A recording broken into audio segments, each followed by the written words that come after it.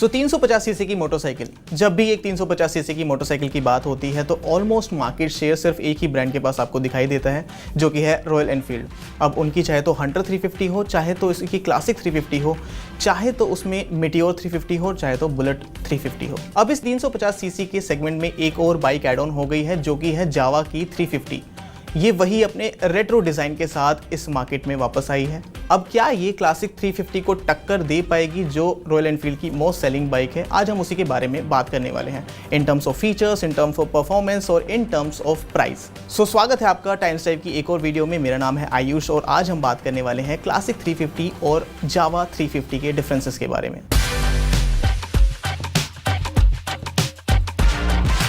अब अगर डिज़ाइन के बारे में बात करें तो दोनों ही मोटरसाइकिल आपको रेट्रो डिज़ाइन में देखने को मिलेगी, लेकिन रॉयल एनफील्ड का डिज़ाइन अब जो है थोड़ा सा नॉर्मलाइज हम सबकी आंखों में हो गया है।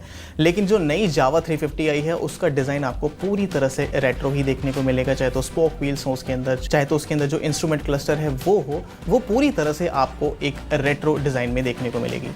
स्टार्ट करते हैं पावर ट्रेन से। सो दोनों ही मोटरसाइकिल में आपको 350 सीसी का इंजन मिलेगा। अब जहां आपको क्लासिक 350 में 349 सीसी का single cylinder air oil cooled engine मिलता है, वहीं जावा में 334 सीसी का आपको सिंगल सिलेंडर ही लिक्विड कूल्ड इंजन आपको मिल जाएगा। इन terms of power and torque आपको जावा 350 में वो दोनों ही चीज़ें ज़्यादा मिलेंगी। अब अगर पावर की बात करें तो आपको 2 bhp जावा में पावर ज़्यादा मिलेगी और 1 न्यूटन मीटर ऑफ टॉर्क आपको जावा में ज़्यादा मिलने वाला है। इन terms of gear box 5 speed का गियर बॉक्स मिलेगा, वहीं जावा 350 में आपको 6 स्पीड का गियर बॉक्स मिलने वाला है।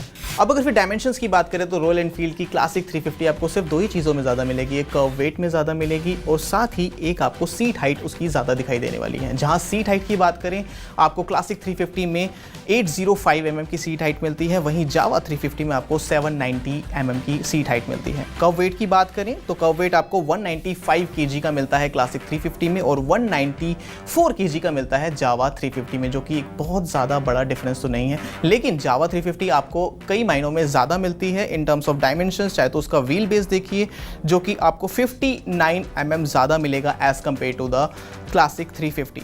अब उसकी ग्राउंड क्लियरेंस भी आपको 8 mm ज़्यादा मिलेगी as compare to the classic 350 and वहीं इसके अंदर फ्यूल टैंक भी आपको 13.2 लीटर का मिलेगा, जहां क्लासिक 350 में आपको 13 लीटर का मिलता है। उसके बाद बात करें टायर्स एंड ब्रेक्स के बारे में तो क्लासिक 350 में आपको 1 इंचेस दोनों ही टायर्स ज़्यादा मिलेंगे as compare to the Jawa 350, जहां क्लासिक में आपको फ्रंट टायर 19 इंचेस का मिलता है 100 सेक्शन का और वहीं रियर टायर आपको 18 इंचेस का मिलता है 120 सेक्शन का।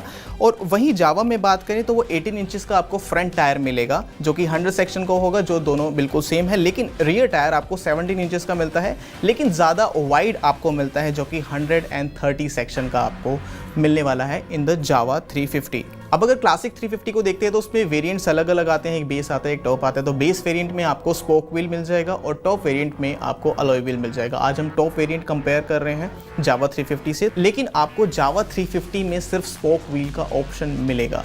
दोनों ही मोटरसाइकिल में आपको ट्यूबलेस टायर का ऑप्शन नहीं मिलता, सिर्फ और सिर्फ ट्यूब टायर का ऑप्शन ही मिलने वाला है। फिर आते हैं ब्रेक्स पे तो दोनों ही बाइक्स में आपको ड्यूल चैनल ABS दिखाई देंगे, जहां फ्रंट डिस्क आपको 300 mm का क्लासिक 350 में दिखाई देगा और साथ ही रियर डिस्क आपको 270 mm का दिखाई देगा।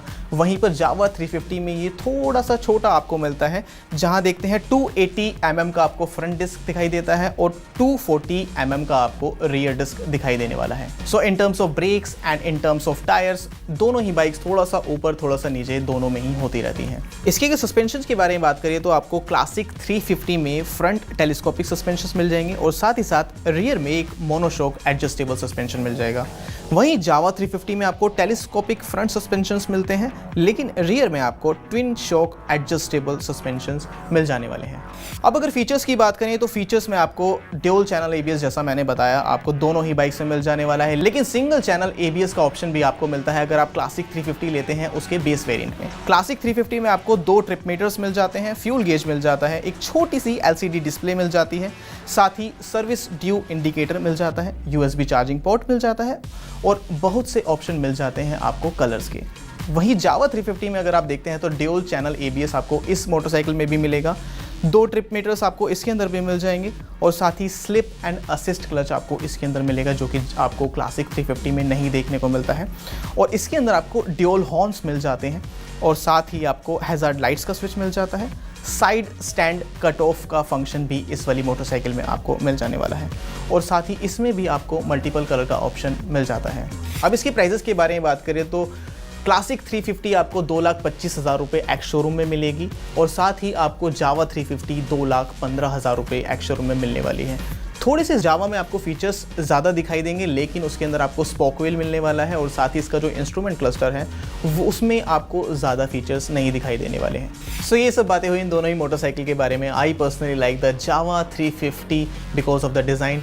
अब सिर्फ क्वेश्चन एक ही आता है कि क्या जावा अपनी आफ्टर सेल सर्विस उतनी बेहतर कर पाएगा जितनी रॉयल एनफील्ड की है।